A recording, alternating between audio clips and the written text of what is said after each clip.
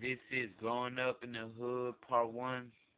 I'm Lil Mix, rapper and R&B artist out of H-Town, new rapper and R&B artist out of H-Town, hating ass niggas be hating, but shit, they hate to see new niggas come up, especially new niggas that, they really got something, you know what I'm saying? But besides that, let's get back to, what I was gonna talk about, growing up in the hood.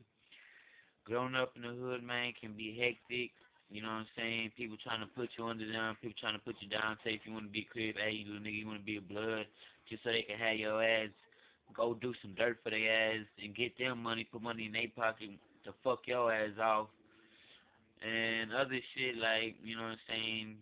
No money, can't find a job, selling weed or crack, coke, whatever the fuck, candy, cool cups, whatever you can, you know what I'm saying, to get that money, cigarettes, whatever, you know what I'm saying, real nigga shit, whatever you gotta do to get your bread, man. Um, all I gotta say, man, is growing up in the hood, man, can be rough, man, but you gotta understand if you go do something that them white folks, they don't give a fuck, you know what I'm saying? And I got a little bit of white in me, but I like saying that, cause my, you know what I'm saying, my niggas be saying, them white folks do not give a fuck what you done been through, my nigga. They don't, my nigga.